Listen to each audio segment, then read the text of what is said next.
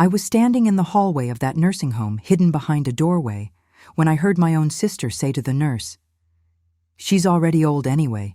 She won't even notice we didn't come last month." My blood ran cold.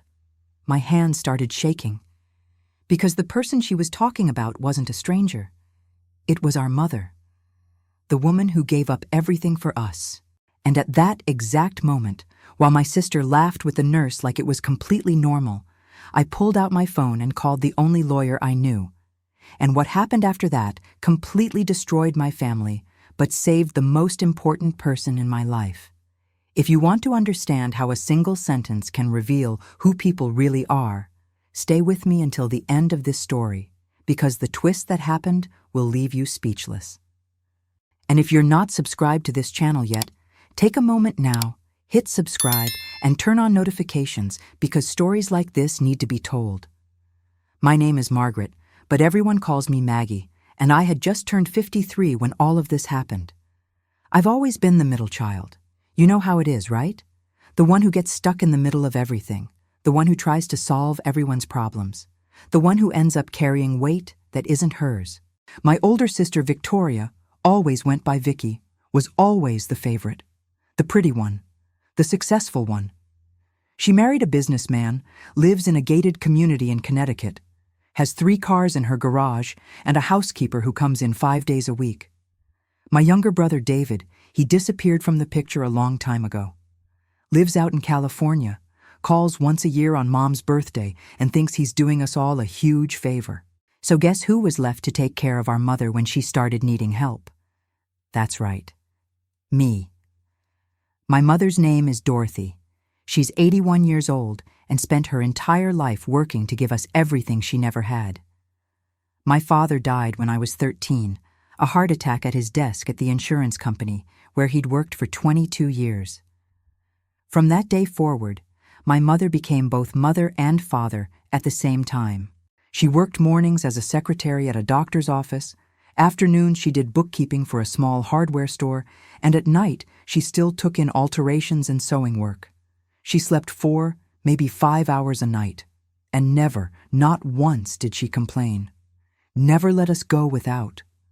I remember her sitting at her sewing machine at 11 at night, eyes barely staying open, but finishing a dress because the client was picking it up the next morning. And when we woke up, breakfast was already on the table, and she was already gone. Victoria was the first to leave home. Married at 24 to Richard, who at the time was a junior associate at a small law firm. But Richard had ambition. Within a few years, he'd made partner. Then he started his own firm. Today, they're one of the most successful family law practices in the state.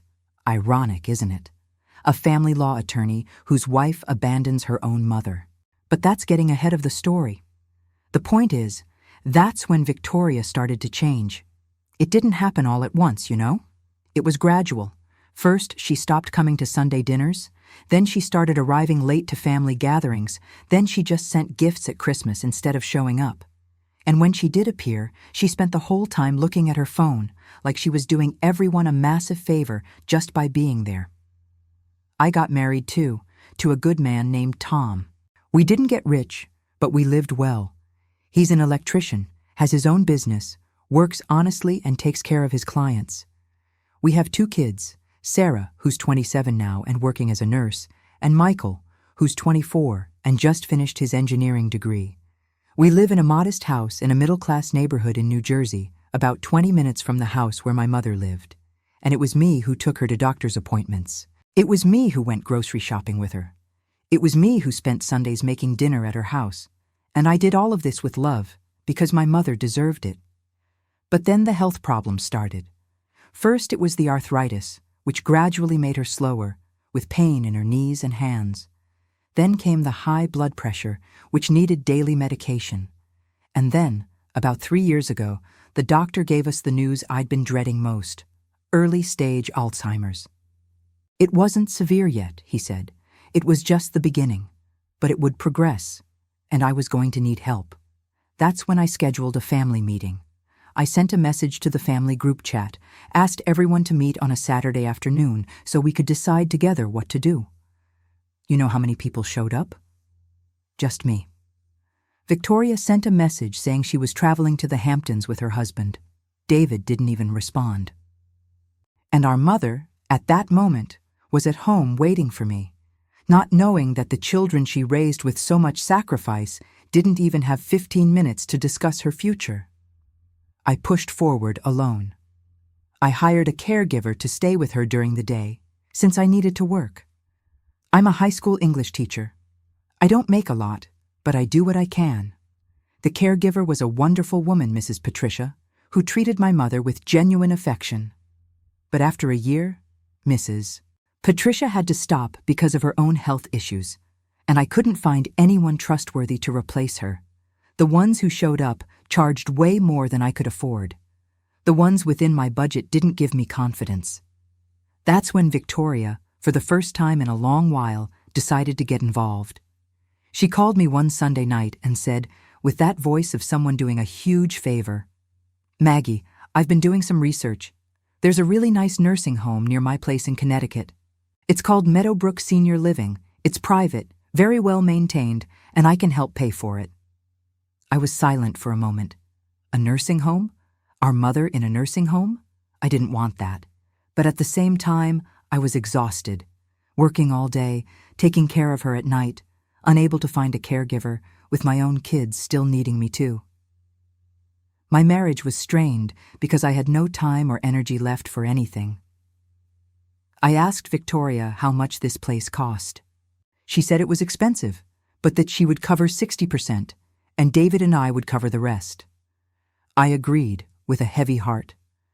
I talked to David on the phone, and he agreed to pay his share. "Seems fair," he said.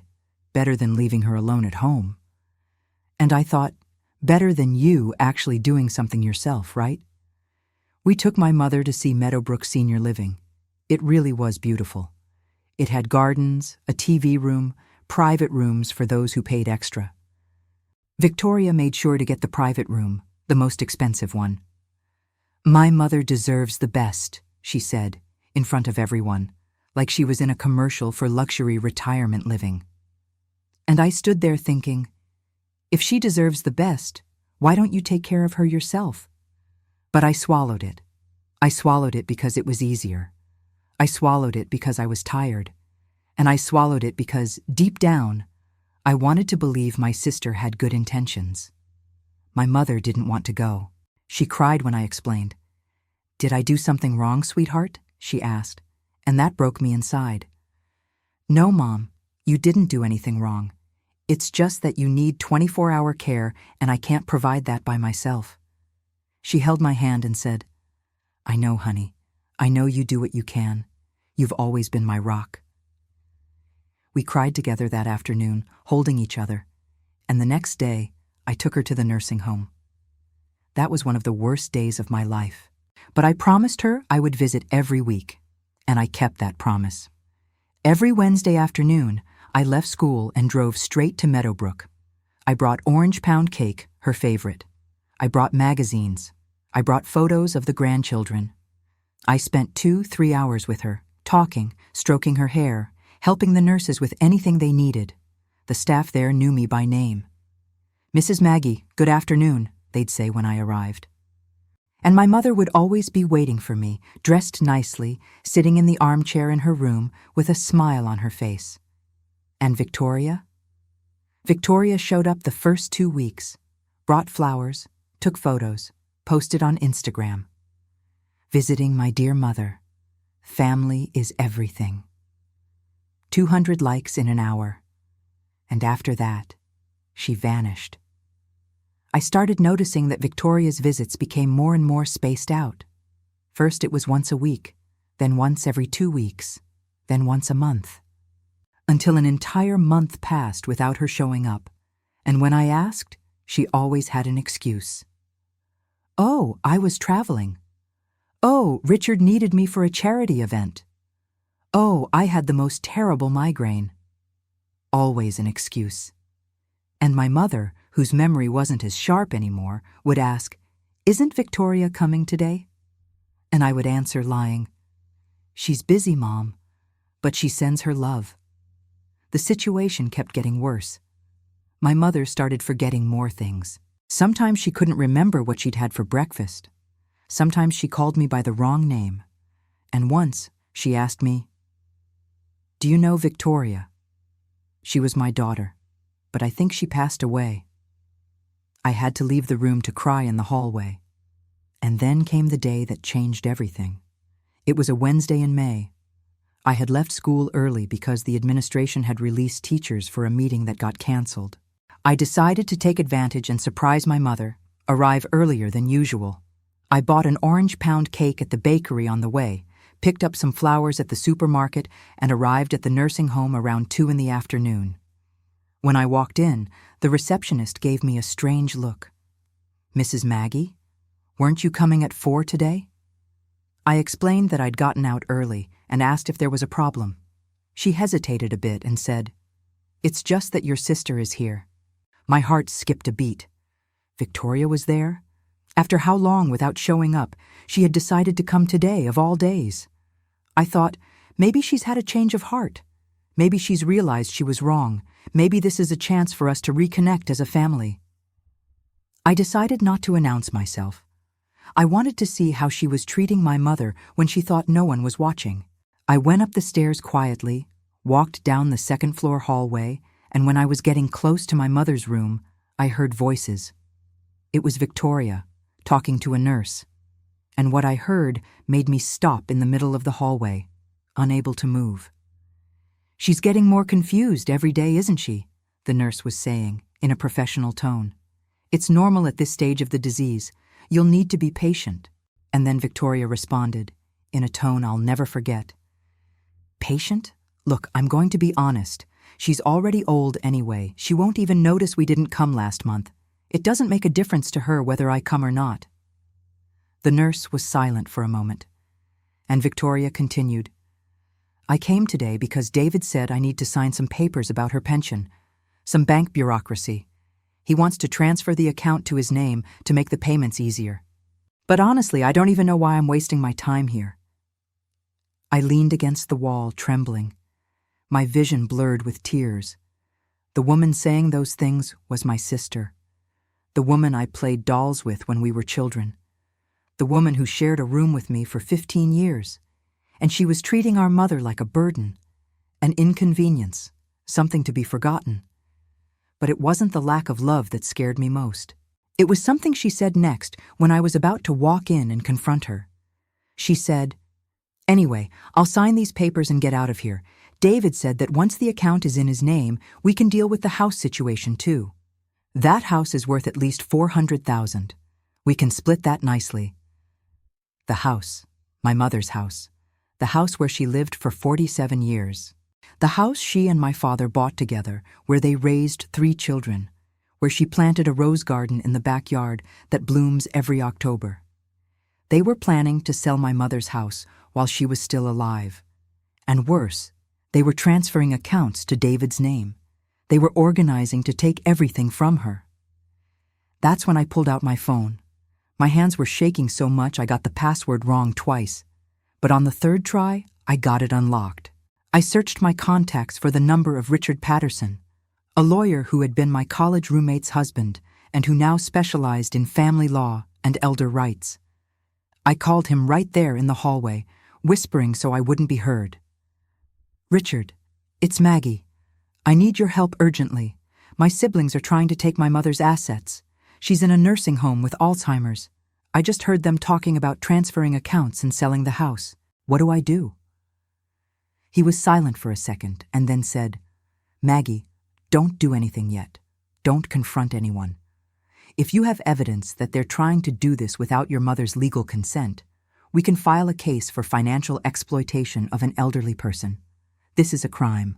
Come to my office tomorrow morning and bring everything you have. Your mother's documents, nursing home documents, bank statements, anything." I hung up the phone with my heart racing. And then I did something I never imagined I would do. I recorded. I activated the voice recorder on my phone and stayed in the hallway. Victoria was still talking to the nurse. Now she was complaining about the traffic, about how hard it was to come to the nursing home, about how Richard was always busy. And then she said something else that got recorded. "You know what I think? I think Maggie is exaggerating this whole situation. She comes here every week, making a scene, like Mom's going to die tomorrow. The old woman still has years left. But Maggie wants to play the saint, you know? Wants to be the perfect daughter. Give me a break. Perfect daughter. Saint. Making a scene. That was the last straw. I walked into the room without announcing myself. Victoria was so startled, she dropped her purse on the floor. The nurse went pale. And my mother, poor thing, who was lying in bed, broke into a huge smile and said, "Maggie, you came." I went to her bed, kissed her forehead, and said, "I did, Mom, and I'm never going to stop coming." Victoria composed herself and tried to act like nothing had happened. "Hey, Maggie, what a surprise! I was just here visiting Mom. We could have coordinated to come together, right?" I looked at her with all the calm I could muster. Inside, I was boiling. But I knew I couldn't explode there, in front of my mother, so I just said, "Yeah, we could have. But you disappeared for a whole month, so I figured you had more important things to do." She turned red. "I've been busy. You know how it is, right? Richard, the business, the travel." Right. I also heard you saying Mom is already old anyway." I heard everything, Victoria. The silence that fell over that room was deafening. The nurse slipped out quietly. Victoria opened her mouth to speak, but nothing came out. And my mother, who probably didn't fully understand what was happening, asked, "Is everything okay, girls? Are you fighting?" I crouched beside her and said, "Everything's fine, Mom. Victoria was just leaving." And indeed, she left. Left without saying another word, grabbing her purse from the floor and practically running to the door. And I stayed there, holding my mother's hand, silently promising that I would protect her from everything and everyone. The next day, I went to Richard Patterson's office. I brought all the documents I could gather: my mother's birth certificate, the deed to the house, the latest bank statements I had access to, the nursing home contract, the Alzheimer's medical report. He analyzed everything carefully and then looked at me with a serious expression. "Maggie, the situation is more serious than you think. Look here." He showed me the bank statements. "Over the past 6 months, regular withdrawals have been made from your mother's account in the amount of $4,000 per month. The account is in her name, but the one making the withdrawals is your brother David. He's using a power of attorney." Power of attorney? What power of attorney? I didn't know about any power of attorney. "Exactly. This here," he said, showing me a copy of a document, "is a power of attorney that your mother supposedly signed 2 years ago, giving David authority to manage her accounts. But look at the date. It was signed 6 months after the Alzheimer's diagnosis. Depending on the stage of the disease at the time, this could be considered invalid. We'll need an expert evaluation, but there's a good chance your mother wasn't in a condition to sign this consciously." I felt the ground disappear beneath my feet. My own brother had made my mother sign a power of attorney when she was already sick. He had been stealing from her for months, and Victoria was helping plan the sale of the house. "What can we do?" I asked. Richard took a deep breath. "The first thing is to file for guardianship. You'll request to be named your mother's guardian, since you're the one actually taking care of her. This will invalidate your brother's power of attorney and prevent any transactions with her assets without your authorization. The second thing is to report what's happening. Financial exploitation of an elderly person is a crime under federal and state elder abuse laws. Your brother and sister could face criminal charges. And the house? Can they sell the house? Not without your mother's signature or, in the case of guardianship, without the guardian's authorization and court approval. If we act fast, we can block everything." That same week, we filed the paperwork. And that's when all hell broke loose. David called me furious when he received the notification. "Have you lost your mind, Maggie? You're suing your own family? Mom gave me that power of attorney because she trusts me. I'm helping her." I responded with a calm I didn't know I had. Helping her by taking $4,000 a month from her account? Helping her by planning to sell the house where she lived her whole life?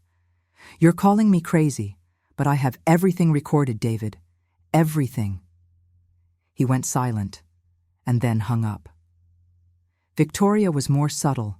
She sent me a long text message saying I was overreacting, that it was all a misunderstanding, that David was just helping manage Mom's finances because it was more practical, that I was destroying the family over nothing.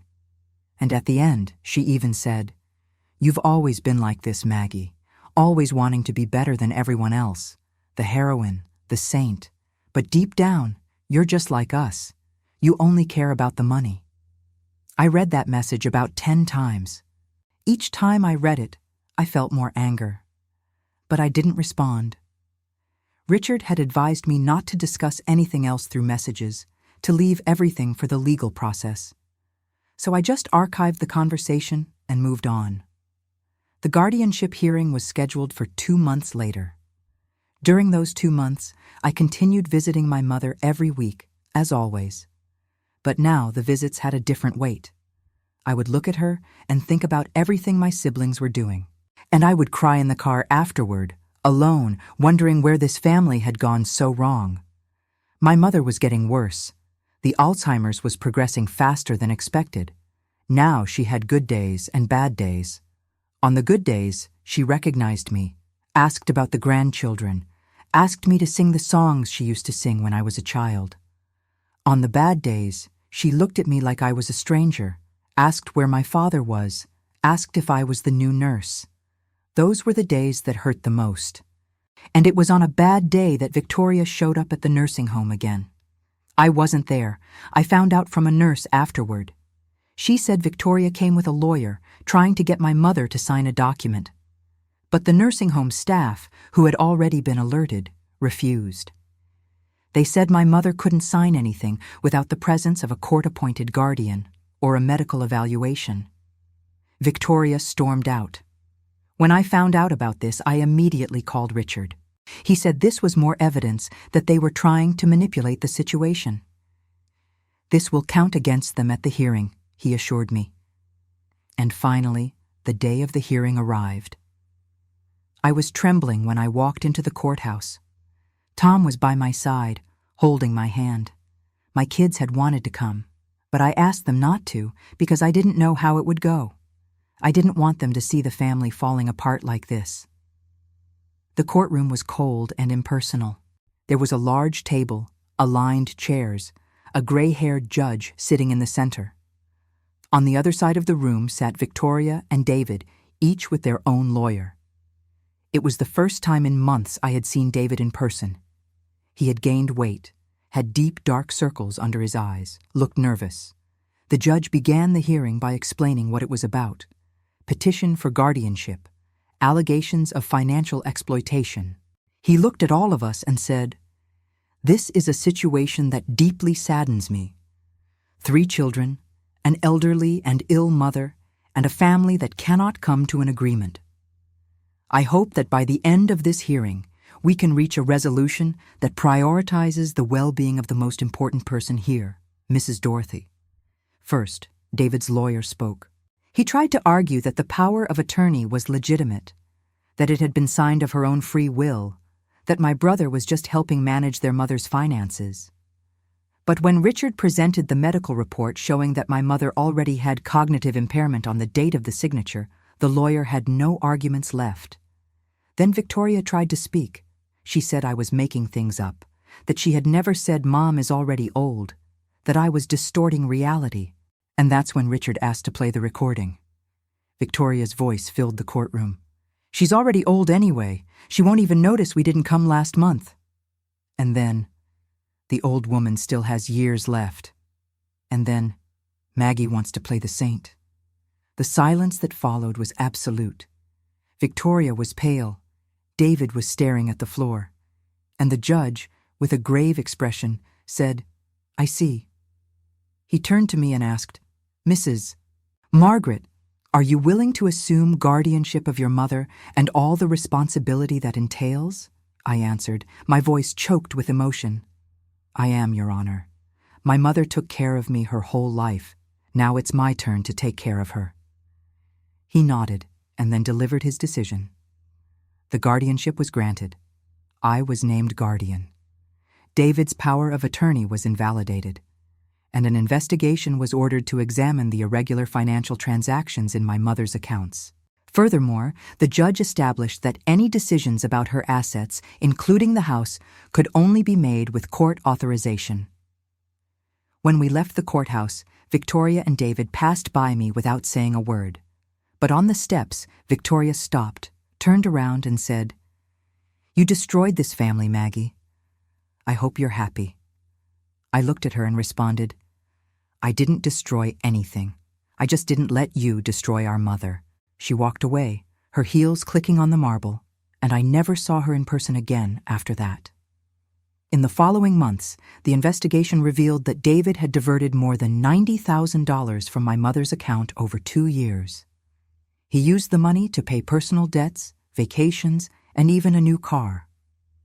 When the truth came out, he tried to make a deal, return the money in installments, but the prosecutor didn't accept.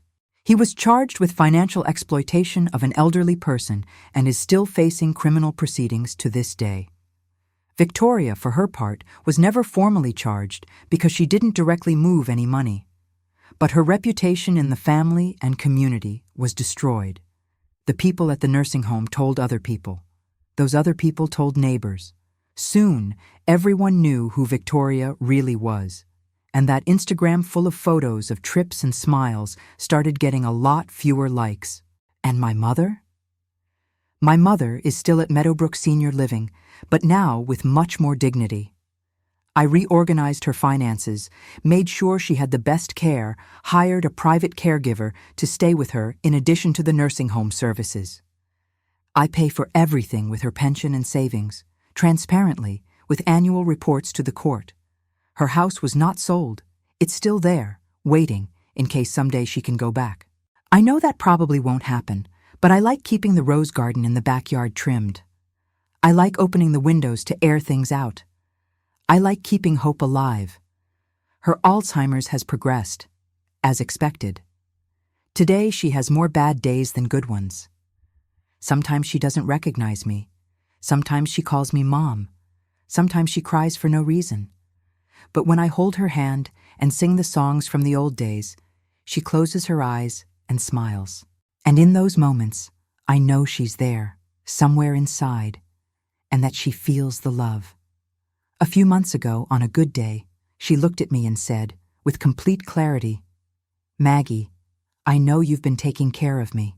I know you fought with your brother and sister because of me, and I want you to know that I'm so proud of you. You're my heart's daughter." I cried so much that day that the nurses came to check if everything was okay. And that's why I'm telling this story. Not to expose my family, not for revenge, but to warn other people. Elder abandonment isn't just leaving someone in a nursing home and never visiting again. It's also exploiting, manipulating, stealing. It's treating a lifetime of sacrifice as if it meant nothing. It's looking at the person who raised you and only thinking about what you can take from them. If you have an elderly parent, take care of them, visit, be present. And if you have siblings who aren't doing their part, keep an eye out. Because unfortunately, the people who should most protect our elders are often the ones who hurt them the most. I lost 2 siblings in this story, but I saved my mother. And if I could go back in time and do it all again, I would do exactly the same thing. Because she's worth every battle, every tear, every legal proceeding. She's worth everything. And as long as she's here, I will be by her side. Until the very last day. If this story touched you in any way, leave your like down below.